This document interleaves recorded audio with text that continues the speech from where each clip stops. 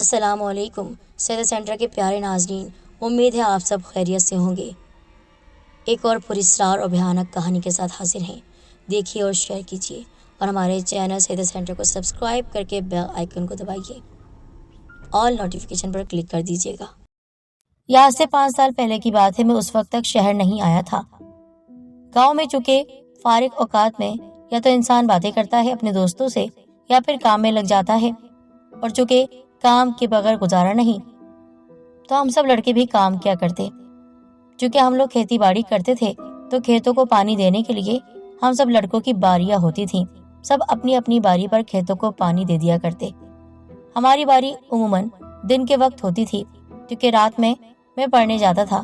لیکن اس دفعہ ایسا ہوا کہ اتفاق کی بات، میرے پڑوسی نے مجھ سے کہا، میں اپنی باری تمہیں دینا چاہتا ہوں، یعنی تم رات میں میری جگہ ڈیوٹی کر لو اور کھیتوں کو پانی دے دو، اور رات کی باری تم لوگے تو پھر تمہارے وقت کو میں لے لوں گا۔ میں نے بھی اس کی مجبوری دیکھی تو حامی بھر لی۔ ہماری زمین کے ساتھ ایک قبرستان تھا جس میں ایک اونچا سا دربار بھی تھا جو کہ زمین کے تقریباً 100 فٹ تک بلند تھا۔ خیر، میں نے عشاء کی نماز پڑھ کر کھانا کھایا، کسی کی بائک لی، بائک پر بیٹھ کر کھیت کی طرف چلا گیا کیونکہ فاصلہ زیادہ تھا اور میں اکیلا تھا۔ خیر، قبرستان سے گزر کر اس مزار کی پچھلی طرف کر کے ہماری زمینیں تھیں۔ میں بائک پر بیٹھ کر خاموشی سے قبرستان کے بیچ سے بنی پگڈنڈی پر، یعنی پتلے سے راستے پر چلتا ہوا جا رہا تھا۔ مجھے بہت خوف محسوس ہوا کیونکہ رات میں کبھی میں ایسے نہیں آیا تھا، اور اس بار نہ جانے مجھے کیا سوجی کہ میں نے پڑوسی کی بات مان لی۔ شاید اسی وجہ سے کہ میرے والدین ہمیشہ کہا کرتے کہ بیٹا جب کسی کی مدد کرنی ہو تو کر دیا کرو۔ یہی وجہ تھی کہ میں آ بھی گیا، اور میں نے اپنے گھر والوں کو یہ بات نہیں بتائی تھی کہ میں رات میں اس بار کھیتوں کو پانی دوں گا۔ اس وقت تک کچھ نہیں ہوا، بس دل پر عجیب سا بوجھ تھا اور لرزہ طاری ہو رہا تھا۔ اب میں نے کھیتوں کو پانی لگانا شروع کر دیا اور بائک کے پاس آ کر بیٹھ گیا۔ ابھی مجھے بیٹھے تھوڑی دیر ہوئی تھی، ایک دم مجھے ایسا لگا کوئی پانی میں چل رہا ہے۔ میں نے دیکھا تو کوئی بھی نہیں تھا۔ میں نے ارد گرد دیکھا لیکن کچھ نظر نہ آیا۔ اب مجھے کافی ڈر لگ رہا تھا، پر میں خاموشی سے بیٹھ گیا اور سورتیں پڑھنے لگا۔ بس اس سے ہی ہوا کہ میرا ڈر کافی حد تک کم ہو گیا۔ میرے پاس موبائل تھا، میں فیس بک پر مصروف ہو گیا۔ اچانک مجھے پھر ایسا محسوس ہوا جیسے پانی میں کوئی پتھر پھینک رہا ہو اور نہا رہا ہو۔ اب تو آپ کو نہیں بتا سکتا کہ اس وقت میرا عالم کیا ہو رہا تھا۔ ہر طرف گھمبیر سی خاموشی، سناٹا، اور گاؤں میں تو اندھیرا اس طرح پھیلتا ہے کہ شہر والے تو مغرب کے وقت ہی ڈر جائیں، اور وہاں پر کوئی بھی نہیں تھا۔ میں کسی کو ساتھ بھی نہیں لایا تھا، اتفاق سے میں کسی کو بتا کر بھی نہیں آیا تھا، اپنے دھن میں چلا آیا۔ میرے دل پر خوف طاری ہو گیا۔ واپس جانے کا میں سوچنے لگا کہ اس بار نہ صحیح، لیکن اگلی بار میں یہ پانی لگا لوں گا، کوئی بات نہیں، ابھی چلتا ہوں۔ یہ سوچ کر میں نے پانی کو کھلا زمین میں چھوڑ دیا کیونکہ نہری پانی تھا، میں بند نہ کر سکا۔ اچانک پانی میں بھینس کا بچہ آ کر نہانے لگ گیا۔ میں حیران و پریشان کہ اب یہ کیا مصیبت ہے؟ اس کو تو اس وقت باڑے میں ہونا چاہیے تھا، اس وقت یہاں پر کوئی جانور کیسے آ سکتا ہے؟ اور جانور ہوتا تو اس کا مالک بھی آتا یا کوئی اور کسان، پر اس وقت تو مجھے اسے بھگانا تھا۔ میں نے بھگانے کے لیے اسے پتھر مارا تو مجھے ایسا لگا جیسے وہ منہ کھول کھول کر ہنس رہا ہو، کیونکہ وہ بہت ہی عجیب و غریب حرکتیں کر رہا تھا کہ اسی وقت مجھے ایسا لگا کہ کوئی چلتا ہوا آ رہا ہے۔ جب میں نے دیکھا تو وہ ایک بوڑھا شخص تھا جس کی کمر جھکی ہوئی تھی۔ وہ بہت مشکل سے چل رہا تھا، اس نے ایک لکڑیوں کا گٹھا سر پر اٹھا رکھا تھا۔ میں اسے دیکھ کر پریشان ہو گیا۔ اس نے مجھے پکارا کہ بیٹا یہ لکڑیاں میرے گھر تک پہنچا دے۔ میرے دل میں رحم آ گیا، حالانکہ میں تو کافی ڈر رہا تھا، پر اس سنسان جگہ پر اس بوڑھے کے ہونے سے مجھے تسلی ہوئی۔ ڈر کافی حد تک میرا کم ہوا کہ چلو کوئی تو یہاں آیا میری مدد کے لیے۔ بے شک میں اس کی مدد کروں گا، بے شک میں ہی اس کی مدد کروں گا، لیکن راستے میں کوئی چلنے والا تو مل جائے گا۔ میں نے اس کے قریب جا کر جب اس سے پوچھا، بابا جی اس وقت آپ کہاں سے آ رہے ہیں؟ تو بوڑھے نے کہا، کیا بتاؤں بیٹا، میرے گھر پر کوئی بھی نہیں، بیٹا بھی نہیں۔ گھر کا کوئی مرد جب نہیں ہوتا تو پھر بوڑھے شخص کو ہی کام کرنا پڑتا ہے۔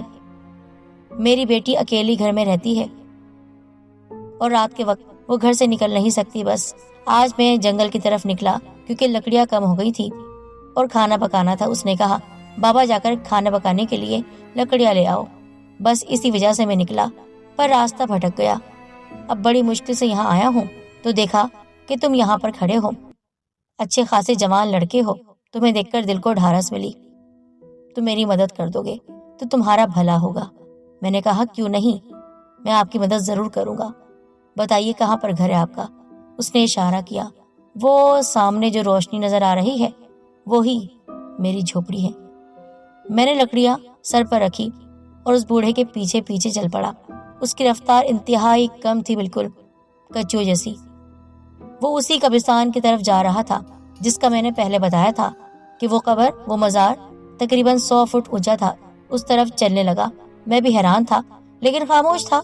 उस बूढ़े ने बताया कि उसका घर उसी के नीचे एक गार में है और वहीं से ये रोशनी आ रही है। मैं उसके घर के पास पहुंच गया। उसने कहा, आओ बेटा, मेरी बेटी अंदर इंतजार कर रही है। अगर तुम इंतजार कर सकते हो तो वो खाना भी पकाएगी और तुम्हें भी खिलाएगी। मैंने कहा, नहीं नहीं, मैं किसी काम से यहाँ आया था और मुझे घर जाना है। बस आप मुझे जगह बता दीजिए जहाँ पर मैं ये लकड़ियां रख दूं। उसने कहा, अंदर दाखिल हो जाओ। वो झोपड़ी क्या थी, ऐसा लग रहा था कच्ची मिट्टी का बना हुआ कोई सुराख है जिसके अंदर थोड़ी सी जगह पर 2 इंसान रहते हैं, लेकिन उसकी बेटी फिल वक्त मुझे नजर नहीं आई। अब मैं उसके पीछे पीछे था, वो बूढ़ा मेरे आगे आगे। जब मैं मुकम्मल उस सुराख के अंदर दाखिल हो चुका तो वो बूढ़ा अचानक सीधा हुआ और हंसने लगा। मैं डर गया, पीछे हटा, पर मेरे कदम फिर से जमीन ने जकड़ लिए। मैं आपको ये बात तो बताना ही भूल गया कि जब वो भैंस का बच्चा पानी में कूदा था और जोर जोर से हंस रहा था, उस वक्त भी जमीन ने मेरे पांव पकड़ लिए थे और ऐसा लग रहा था कि शायद सुबह तक मैं यहाँ से हिल नहीं पाऊंगा। लेकिन जैसे ही वो बूढ़ा इंसान आया, जमीन ने मेरे कदम छोड़ दिए और अब वही वाली हालत हो रही थी। मैंने बहुत कोशिश की भागने की, लेकिन ये क्या, सुराग जहाँ से हम दाखिल हुए थे, यानी वो दरवाजा जहाँ से हम दाखिल हुए थे, वो तो बंद था। कहाँ गया दरवाजा? मैं बाहर कैसे निकलूंगा?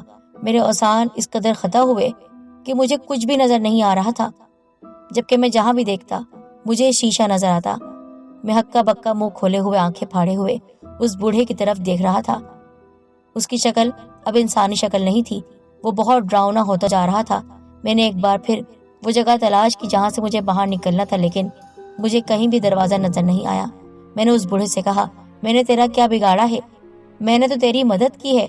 उसने जोर जोर से हंसते हुए कहा कि तूने मेरी मदद की या फिर मैंने तुझे अपना निशाना बनाया। मैं शिद्दत से रो रहा था। उसकी आवाज ऐसी थी कि मेरे कान फट रहे थे। मुझे ऐसा लग रहा था जैसे तेज हवा दरख्तों के पत्तों से टकराकर गुजर रही हो। फिर वो बूढ़ा खामोश हुआ और कहने लगा, मेरे बेटे का क्या कसूर था? वो भी तो सिर्फ नहाने आया था। उसने एक तरफ इशारा किया, देखो। मैंने देखा तो मुझे वाकई वहां पर एक भैंस का बच्चा नहाता हुआ नजर आया और ये वही था जो हंस रहा था। उसने कहा, वो देखो, वो मेरा बेटा है। लेकिन वो तो जानवर है। हाँ, तो हम अपनी शक्ल नहीं बदल सकते? कि तुम अभी भी यकीन नहीं करते हो कि मैं इंसान हूँ या कोई और मखलूक? क्या इंसान इस तरह रूप बदलते हैं?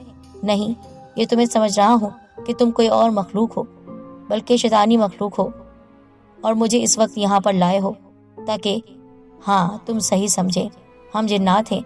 मेरा बच्चा भी जानवर की शक्ल में नहर में उतरा था नहाने के लिए। क्या हम नहा नहीं सकते? लेकिन क्या हुआ? उसे पत्थर मारने लगे तुम। तो वो जो सामने था वो आपका बच्चा? हाँ, वो मेरा बच्चा ही था, कहा था मैंने, लेकिन उसे तुमने मार दिया। तो अभी जो नजर आ रहा था वो कौन था? वो सिर्फ एक छलावा था तुम्हें बताने के लिए कि तुमने अभी मेरे बच्चे को मार दिया। लेकिन वो तो अजीब तरह से हंस रहा था और वो तो मुझे लग रहा था भैंस का कोई बच्चा है और बाड़े से भागकर यहाँ पर आ गया है। तो मैंने उसे भगाने के लिए पत्थर मारा। मुझे क्या पता कि वो पत्थर उसे लग जाएगा और तुम मुझसे बदला लोगे। जो भी हुआ, गलत फहमी थी या फिर तुम्हारी ये जानबूझकर की हुई हरकत थी, मैं इसका बदला लूंगा। वो मेरा बेटा अब इस दुनिया में नहीं है। उसकी मौत अभी मेरे सामने हुई, पर मुझे तो नहीं पता चला। तुम्हें कैसे पता चलेगा? हम जिन्नात नजर नहीं आते। आनन फानन चुटकी बजाकर वो गायब हो गया, लेकिन उसकी लाश मेरे सामने आई थी। तभी मैं जंगल से यहाँ आया। मैंने किस तरह सफर तय किया ये भी तुम जानते होगे कि जिन्नात उड़ते भी हैं। اور جتنے تیز رفتاری سے ہم سفر کرتے ہیں تم انسان سوچ بھی نہیں سکتے۔ اب کیا چاہتے ہو؟ دیکھو مجھے معاف کر دو، مجھے نہیں پتا، میں تو ڈر رہا تھا، اکیلے یہاں پر آیا تھا کھیت میں پانی دینے، مجھے کیا پتا کہ تمہارا بچہ میرے پتھر کا نشانہ لگ کے مر جائے گا۔ میں تم سے معافی مانگتا ہوں، نہیں، تمہیں اس کی سزا ملے گی۔ تم جانتے ہو یہ کس کی قبر ہے؟ میں نہیں جانتا، لیکن لوگوں نے بتایا ہے کہ یہ کسی بزرگ کی قبر ہے۔ یہ تو جانتے ہو کسی بزرگ کی قبر ہے، لیکن یہ جنات کے بزرگ ہیں، ہمارے بڑے بزرگ، اسی وجہ سے یہ پورا علاقہ ہمارا ہے۔ تم جب بھی یہاں آتے ہو ہم اس وقت تمہیں کچھ نہیں کر سکتے ہیں، نہ کہہ سکتے ہیں، لیکن رات کے وقت تو ہمیں تمہارا حشر بگاڑنا ہی تھا۔ پر میں نے کیا ہے؟ مانا کہ ابھی میں نے تمہارے بچے کو بھینس کا بچہ سمجھ کر پتھر مارا، لیکن اس سے پہلے کئی بار تم ایسا کر چکے ہو۔ لیکن میں نے کبھی کسی انسان کو نہیں مارا، انسان کی شکل میں ہم نہیں آتے، ہم وہ جنات ہیں جو جانوروں کی شکل میں آتے ہیں۔ تبھی تمہارے سامنے کبھی کوئی گلہری آ جاتی ہے، کبھی کوئی سانپ۔ ہاں، میں نے ایک بار ایک سانپ کو مارا تھا، وہ بھی ہمارے خاندان کا ہی تھا۔ ہمارے بزرگ تم سے ناراض تھے، تبھی رات کے اس پہر تمہیں بلوایا گیا۔ پر میرا پڑوسی رات کے اس پہر آتا ہے، اس کو کسی کام کی وجہ سے مصروفیت تھی تو مجھے آنا پڑا۔ وہ تمہارا پڑوسی نہیں تھا، وہ ہم ہی تھے۔ ہمارے ایک ساتھی تمہارے پاس گیا اس کی شکل میں اور تمہیں یہاں پر بلا کے لے آیا۔ اس کے پاس یہ صلاحیت ہے کہ وہ انسانی صورت میں آ سکتا ہے اور میں بھی، لیکن ہمارے بچے صرف جانوروں کی شکل میں آتے ہیں، اور تم نے ہمارے بچوں پر بہت ہی ظلم کیا ہے، ہر بار ان پر نشانے لگاتے رہے اور انہیں مارتے رہے۔ آج تم ہماری پکڑ میں آ چکے ہو اور تمہیں یہاں سے جانے میں نہیں دوں گا۔ اس کے بعد میری حالت تو ایسی بری کہ میں تو اللہ کا نام بھی نہیں لے پا رہا تھا۔ میرے منہ سے جو تھوڑی دیر پہلے قرآنی صورتیں نکل رہی تھی، اس وقت لفظ اللہ بھی نہیں نکل پا رہا تھا۔ مجھے لگ رہا تھا میرا دم گھٹ رہا ہے اور میری سانس بند ہو رہی ہے۔ اس کی شکل اور خوفناک ہو رہی تھی، اور زیادہ۔ یکدم وہاں پر شور برپا ہوا، بہت سی چیلیں وہاں پر ایسا لگ رہا تھا گھوم رہی ہیں اور وہ مجھ پر حملہ کرنا چاہتی ہیں۔ وہ یقیناً اسی کے خاندان کے لوگ ہوں گے جو مجھ سے بدلہ لینا چاہتے ہوں گے۔ پھر مجھے اچانک اپنے والد صاحب کی بتائی ہوئی وہ بات یاد آ گئی کہ بیٹا، جب بھی رات کے وقت اگر تم کھیت میں جاؤ اور کسی بھی پریشانی کا سامنا کرو، یعنی دل میں خوف محسوس کرو اور ایسا لگے کہ تمہارے علاوہ بھی وہاں پر کوئی اور موجود ہے، انسان کے علاوہ کوئی اور، تو پھر تم یہ وظیفہ ضرور پڑھنا۔ میں نے اللہ کا وہ نام لینا شروع کر دیا۔ جیسے جیسے میں وہ وظیفہ پڑھ رہا تھا، میرے اندر طاقت بڑھتی جا رہی تھی اور میری اس طاقت سے وہ کمزور ہو رہا تھا۔ اس نے کہا، کیا پڑھ رہے ہو تم؟ کچھ نہیں، میرے والد صاحب کا بتایا ہوا ایک عمل ہے، وہی پڑھ رہا ہوں۔ دیکھو، میں نے جو کچھ کیا وہ اپنے بچاؤ کے لیے کیا، اور بھینس کے اس بچے کو میں مارنا نہیں چاہتا تھا بلکہ بھگانا چاہتا تھا۔ میں اسے ہانک رہا تھا تاکہ جہاں سے آیا ہے وہیں پر چلے جائے، لیکن اس سانپ کو میں نے مارا کیونکہ وہ میرے دوست کو ڈس لیتا۔ اس کو بچانے کے لیے میں نے ایسا کیا۔ جو کچھ اب تک میں نے عمل کیا ہے، جو کام کیا ہے، اس میں میری کوئی بدنیتی نہیں تھی، میں کسی کو کوئی ایذا نہیں پہنچانا چاہتا تھا، بس مجھ سے یہ غلطی ہو گئی۔ میرے والد صاحب ہمیشہ کہتے ہیں جب بھی کسی جانور کو مارو تو اس سے پوچھ لیا کرو، پر میں نے نہیں پوچھا اور مار دیا۔ اب کچھ دیر پہلے جو مجھے دروازہ نظر نہیں آ رہا تھا، ہر طرف شیشے ہی شیشے تھے۔ ایک دم سے جیسے ہی میں نے اللہ کا نام لیا، وہ ورد شروع کیا، میرے سامنے دروازہ آ گیا اور میں اسے باہر بھاگنے لگا۔ بوڑھا بھی میرے پیچھے پیچھے بھاگ رہا تھا۔ اس نے کہا، تو یہاں سے نہیں جا سکتا، بڑی مشکل سے تجھے یہاں بلایا گیا ہے، ہمارے سردار نے تجھے یہاں بلایا ہے، ابھی تو رک، وہ آتے ہیں، کیونکہ وہ سانپ جسے تو نے مارا تھا وہ انہی کا بیٹا تھا۔ میں نے کہا، میں یہاں سے جاؤں گا کیونکہ میں نے تم سے کہا، میں نے جان بوجھ کر نہیں مارا ہے۔ یہ کہتے کہتے میں وہاں سے نکل رہا تھا تو میرا پاؤں ایک درخت سے لگے پھندے پر پڑا اور اس پھندے نے مجھے درخت کے ساتھ الٹا لٹکا دیا۔ وہ بوڑھا اب غار سے نکل آیا، وہ میری طرف آہستہ آہستہ بڑھ رہا تھا، اس کے ہاتھ میں کوئی نوکیلی چیز تھی۔ مجھے پھر سے اپنی موت صاف نظر آ رہی تھی۔ وہ بوڑھا روتا ہوا میری طرف بڑھ رہا تھا، تو نے میرے بیٹے کو مارا۔ میں الٹا لٹکا ہوا تھا، میری آنکھیں بند تھی، میں صرف اللہ کا نام لے رہا تھا۔ کم از کم اتنا ضرور ہوا کہ میرے منہ سے اب اللہ کا نام نکل رہا تھا۔ میرے والد صاحب میرے کام آئے، لیکن مجھے پتا تھا کہ میں مر بھی سکتا ہوں اور زندہ بھی رہ سکتا ہوں، پر مجھے یہ خبر نہیں تھی کہ وہ بوڑھا اب کیا کرنے والا ہے۔ میرے قریب آ کر اس نے میرا چہرہ پکڑ لیا، یعنی میرا منہ پکڑ لیا، اور قریب تھا کہ وہ میرے خون کو چوس تھا۔ اسی وقت مجھے ایسا لگا، روشنی کا جھماکا ہوا اور ایک سفید لباس پہنے ہوئے ایک بزرگ ہمارے قریب آ گئے۔ ان کا قد بھی بہت اونچا تھا۔ انہوں نے کہا، تم اس کا کچھ نہیں کر سکتے ہو، کچھ بھی نہیں بگاڑ سکتے ہو اس کا۔ اس نے جان بوجھ کر تمہارے بیٹے کو نہیں مارا، نہ ہی سردار کے بیٹے کو۔ جانے دو اس کو۔ تم یہاں پر کیوں آئے ہو؟ کیونکہ تمہاری یہ سفاکیت اور تمہارا ہمارے قبیلے سے نکل جانا اسی بات کی گواہی دیتا ہے کہ تم انسانوں کو تکلیف پہنچاتے ہو، ان کو کھاتے ہو، ان کا خون چوستے ہو، ان کو سزا دیتے ہو، جبکہ تم سمجھتے ہو یہ بات کہ یہ بھی غلطی کرتے ہیں، ان سے بھی انجانے میں بہت سارے گناہ ہو جاتے ہیں۔ اگر یہ جان بوجھ کر کریں، ہمیں اس بات کی اجازت نہیں کہ ہم ان سے بدلہ لیں، لیکن تجھے جو ہمارے قبیلے سے نکالا گیا ہے وہ اسی وجہ سے نکالا گیا ہے کہ تو خود بدلہ لیتا ہے۔ تو سردار سے نہیں کہتا، تو بڑے بزرگ سے نہیں کہتا۔ اور تو نے کیا جھوٹ بولا کہ یہ بڑے بزرگ کی قبر ہے؟ ہاں، لیکن یہ نیک بزرگ تھے، جنات کے قبیلے کے نیک بزرگ، جن کی وجہ سے کبھی کسی کو نقصان نہیں ہوا۔ ہاں، تو شیطان ہے، تبھی تو نے اس لڑکے کو پکڑا۔ اب اس کو چھوڑتا ہے یا نہیں؟ نہیں، میں اس کو نہیں چھوڑوں گا۔ اس نے میرے بیٹے کو مارا تو تیرا بیٹا اسے تنگ کر رہا تھا، جانے دے۔ اسی وقت انہوں نے دل ہی دل میں کچھ پڑھا اور پڑھ کر اس بوڑھے پر پھونک ماری۔ اس کا چہرہ جلنے لگا اور وہ پیچھے ہوا۔ پھر انہوں نے ایک اور پھونک مجھ پر ماری۔ میں زمین پر آ گرا۔ مجھ سے کہا، بیٹا یہاں سے جاؤ اور اللہ کا جو نام لے رہے ہو اسے پڑھتے رہو مسلسل جب تک یہاں سے نہیں نکل جاتے۔ تم نے پیچھے پلٹ کر نہیں دیکھنا ہے، ورنہ پھر میں کچھ نہیں کر سکتا۔ میں اس کو روک رہا ہوں۔ پھر میں نے پیچھے نہیں دیکھا، بلکہ اللہ کا نام لیتا ہوا میں وہاں سے بھاگ کھڑا ہوا۔ مجھے یہ بھی یاد نہیں رہا کہ میں موٹر سائیکل پر آیا تھا۔ میں پیدل بھاگ رہا تھا گھر کی طرف۔ بائک پر جاتا تو شاید بہت کم وقت میں پہنچ جاتا، لیکن میں بھاگتے جا رہا تھا۔ میری سانس پھول رہی تھی۔ پیچھے سے مجھے کسی کے چلانے کی آواز آ رہی تھی، تو ہمارے علاقے سے نہیں نکل سکتا، تو نہیں نکل سکتا ہے، تو نے جو کیا ہے ہم پھر تجھے بلائیں گے۔ لیکن میں مسلسل آیت الکرسی کا ورد کرتا ہوا، اللہ کا نام لیتا ہوا بہت دور اس قبرستان سے بہت دور بھاگ رہا تھا۔ پھر مجھے اس وقت آواز آئی، تجھے تیرے قرآن نے بچا لیا، ورنہ میں آج تجھے کھا جاتا۔ آج تک جس کو بھی میں نے پکڑا ہے اسے کاٹ کھایا ہے۔ اسی وقت فضا میں عجیب طرح سے بین کی آواز آئی، جسے کوئی ماتم کر رہا ہے۔ یہ اسی بوڑھے کی آواز تھی، شاید وہ اب رو رہا تھا۔ اور پھر ایک دم آواز بند ہو گئی۔ میں کس طرح اپنے گھر تک پہنچا میں ہی جانتا ہوں۔ دروازے پر پہنچ کر میں بے ہوش ہو گیا۔ 3-4 دن کے بعد مجھے ہوش آیا تو ابا جان نے کہا، بیٹا میں سمجھ گیا تھا کہ رات میں تم کہاں ہو، تم مجھے بتا کر کیوں نہیں گئے، اور تم نے مجھے یہ کیوں نہیں بتایا کہ پڑوسی نے تم سے کہا ہے، کیونکہ وہ تو شہر گیا ہوا ہے، وہ تو ہے ہی نہیں۔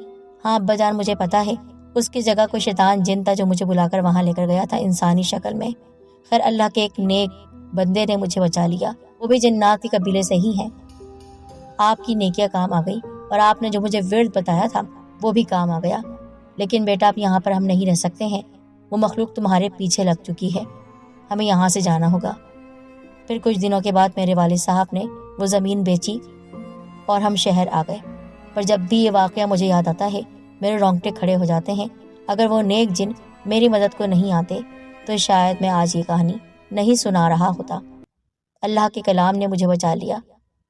لیکن آپ سے میں ایک بات کہنا چاہتا ہوں، انجانے میں کسی بھی جانور کو نہ مارا کریں، بلکہ اجازت لے لیا کریں کہ کہیں وہ جن نہ ہو، اللہ کی کوئی اور مخلوق اس کے جسم میں پوشیدہ نہ ہو، کیونکہ جنات جب بدلہ لیتے ہیں تو پھر انسان کچھ نہیں کر سکتا۔